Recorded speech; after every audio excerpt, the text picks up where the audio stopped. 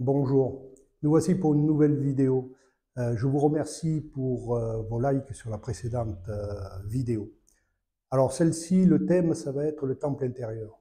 Alors, bien souvent, on entend dire que le temple maçonnique est le temple intérieur, représente le temple intérieur. Mais ce n'est pas le cas. Même s'il y a des similitudes, ce sont deux temples à deux niveaux de fractalité, excusez-moi, différentes. Nous avions dit à la précédente vidéo que le genre humain était structuré géométriquement selon une étoile tétraédrique à 64 tétraèdres. Le temple maçonnique est basé lui également géométriquement sur des tétraèdres, mais sur une fractalité bien plus importante. Ceci dit, la prochaine vidéo, le thème sera le temple maçonnique. Comme ça, on pourra faire le distinguo. Je ne l'ai pas intégré dans cette vidéo parce que sinon, la vidéo serait trop longue. Alors, j'en profite pour enlever ma veste. Voilà. Car une image vaut 1000 mots. Alors, nous en étions restés là. C'est-à-dire que une fois que le franc-maçon a fait le travail, tous les chakras de la partie supérieure, c'est-à-dire du chakra sacré jusqu'au chakra couronne, sont dans le blanc, c'est-à-dire sont dans la lumière. Ils ne sont plus dirigés par l'obscurité. Le seul chakra que nous avons, c'est le chakra racine, qui équivaut dans l'arbre séphirotique maçonnique à Malkout. Il représente la terre, c'est pour ça qu'il est dans l'obscurité, c'est pour ça qu'il est dans la matière. Et ce que nous disions, c'est que la dualité que la franc-maçonnerie met en exergue, c'est bien celle-là, c'est lumière-matière. Alors, pourquoi le chakra racine est dans l'obscurité? Parce qu'il représente les énergies sexuelles. Les énergies sexuelles sont une des plus importantes, en effet, car dans la matière, à partir des 4 éléments, cette énergie peut créer de nouveaux réceptacles pour accueillir la vie. Alors, je dis de nouveaux réceptacles pour accueillir la vie et non pas la vie, parce que nous ne sommes pas le corps. Nous sommes une énergie qui transite par ce corps pour pouvoir expérimenter la matière et ainsi augmenter son champ de conscience. On l'explicitera davantage dans d'autres vidéos et au fur et à mesure qu'on avancera. La matière, c'est-à-dire ce corps, a sa propre conscience. Et ce n'est pas nous, c'est un costume, comme je viens de retirer la veste. C'est une énergie, nous sommes une énergie qui emprunte ce costume de façon à pouvoir expérimenter la matière et ainsi augmenter son champ de conscience, comme je disais. Alors, comme nous voyons, nous avons également les jambes qui font partie de l'obscurité. Et à raison, c'est parce que de toute façon, elles nous permettent de nous déplacer dans la matière pour réaliser nos actions. Alors la dualité, on ne peut pas la supprimer, bien évidemment. On ne peut que s'y accommoder. Et dans ce cadre-là, on s'y accommode totalement. La dualité, c'est comme les deux pièces, les deux faces d'une seule et même pièce. Par contre, il est intéressant de noter que sur une seule face des pièces, il y est inscrit la valeur. Et cette valeur, c'est la lumière qui l'emporte. L'obscurité, c'est-à-dire la matière, ne fait que supporter la lumière. Et c'est ce qu'on voit ici. Alors, Coluche disait, la bonne hauteur pour un homme, c'est quand ses deux pieds touchent par terre. Alors cela peut sembler, comme ça de prime abord, cette boutade, mais si l'on y réfléchit et qu'on s'y attarde davantage, c'est une citation qui est très profonde. On pourrait même en faire le sujet d'une planche. Cette citation vaut bien celle d'un Socrate ou d'un Platon. Elle mérite vraiment qu'on y médite là-dessus. Alors, je vais rajouter maintenant un autre élément, c'est celui-ci, c'est la coiffe. Et dans notre vidéo précédente, nous disions que si nous ne sommes pas nos pensées, si nous ne sommes pas ce corps, comment se fait-il que nous ayons l'obscurité au-dessus de notre tête? Cette obscurité, elle est faite de deux aspects. La première, c'est la dualité en elle-même, c'est-à-dire c'est l'obscurité jouant contre la matière. Car tout ceci n'est qu'un jeu, qu'on explicitera également dans une autre vidéo. Et cette matière, cette obscurité, elle est là pour gagner la partie. C'est comme si vous jouiez une partie d'échecs avec un ami. Cet ami est un adversaire de jeu, mais ce n'est pas un ennemi. Et il va faire en sorte de gagner la partie. Il n'y a pas de raison qu'il aille dans votre sens et qu'il vous laisse gagner. Il va œuvrer de tout ce qu'il a en son pouvoir pour gagner la partie. Et en fin de compte, c'est à celui qui perdra, qui paiera l'apéro, comme on dit. Ceci dit, on a tellement donné d'importance à la matière, d'importance à cette obscurité, que l'obscurité maintenant se bafoue les règles. Aujourd'hui, cette obscurité, non seulement elle ment, mais en plus de ça, elle triche. Et auquel cas, il nous est très difficile maintenant de surmonter tout cela. En outre,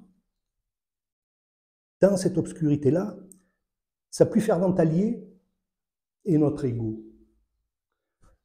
Alors on entend souvent dire « cette personne est égotique », celle-ci aussi l'est.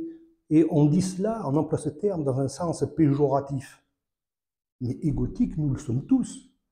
Les seuls qui ne sont pas égotiques, ce sont ceux qui sont passés à l'Orient éternel, ou qui sont dans un profond coma. La conscience est là, mais l'ego ne peut plus s'exprimer. Mais la conscience est là.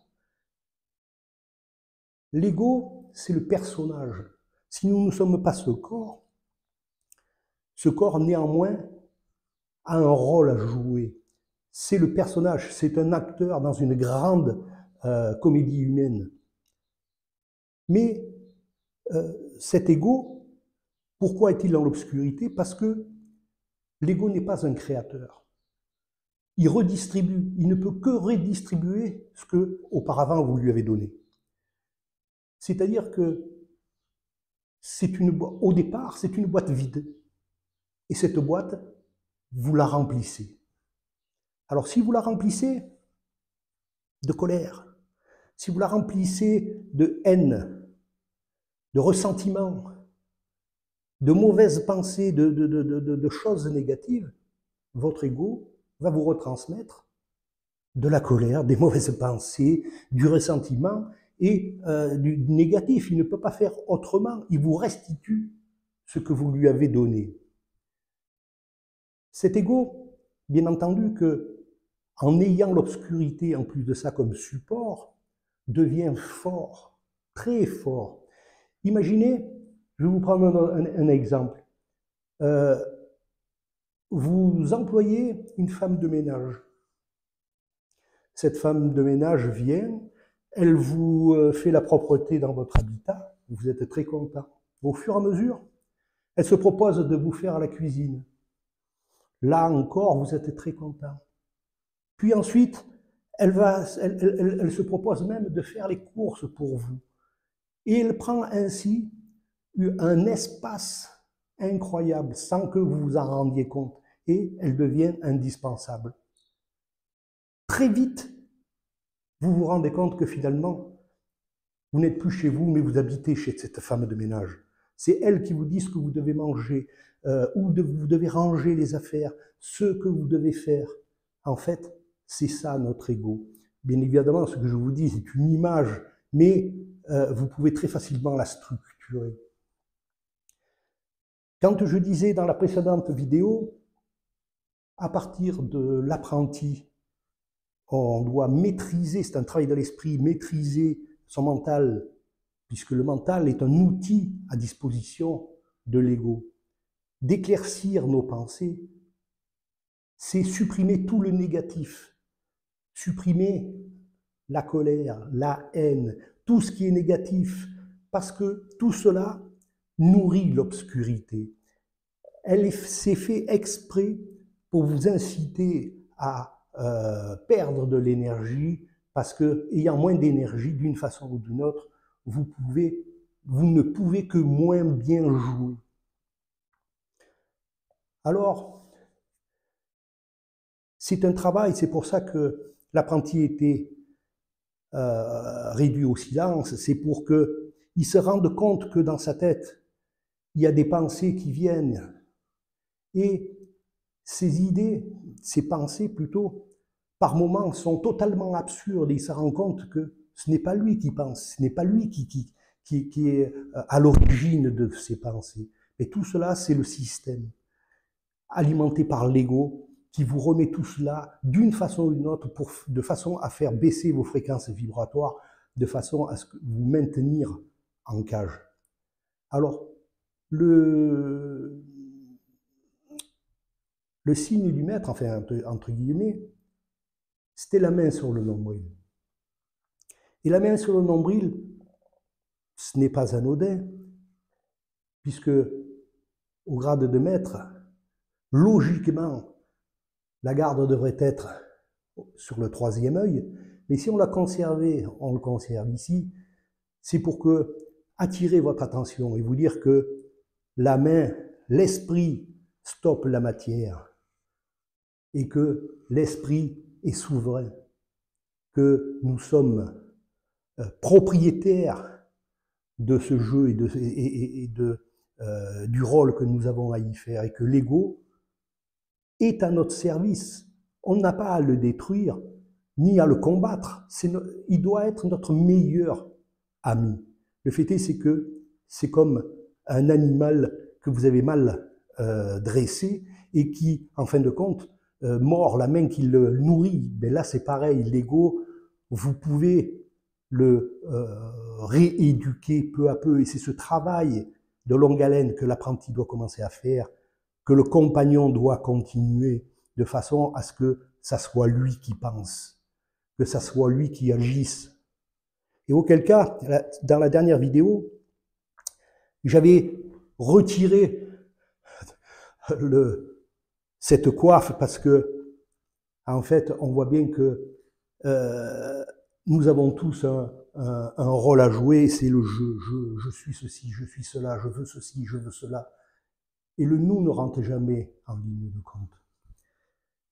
Le fait est, c'est que c'est le système également, et ça, il faut s'en rendre compte, qui a fait tout, qui a mis tout en œuvre de façon à exacerber l'individualité, de façon à pouvoir séparer les gens, séparer les esprits, de façon à ce qu'ils soient plus malléables.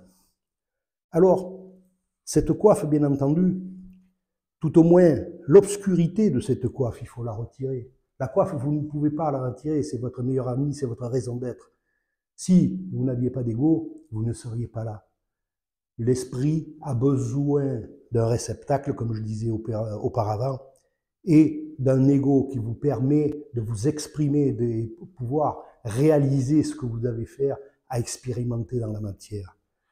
Auquel cas, peu à peu, même si vous vous emportez de temps en temps en soit, ce n'est pas grave, il n'y a pas mort d'homme.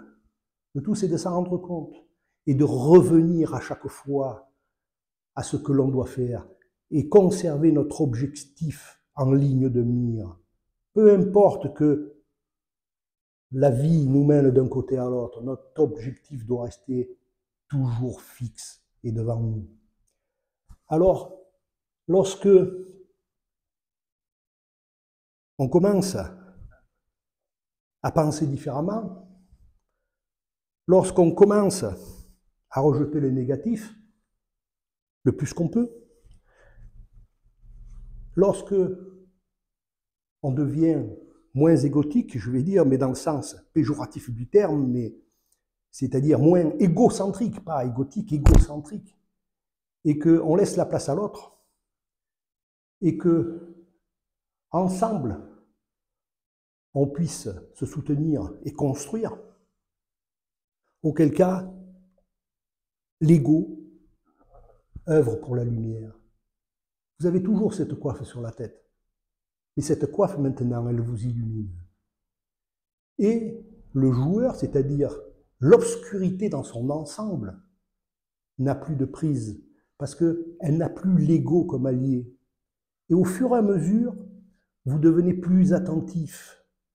Vous êtes de plus en plus dans le ici et maintenant. Bien évidemment que tout n'est pas rose. Vous avez quand même vos factures d'électricité à payer. Vous avez toute la vie qui se déroule devant vous. Et vous avez déjà, non, vous avez énormément de gens qui sont dans l'obscurité, qui sont totalement endormis.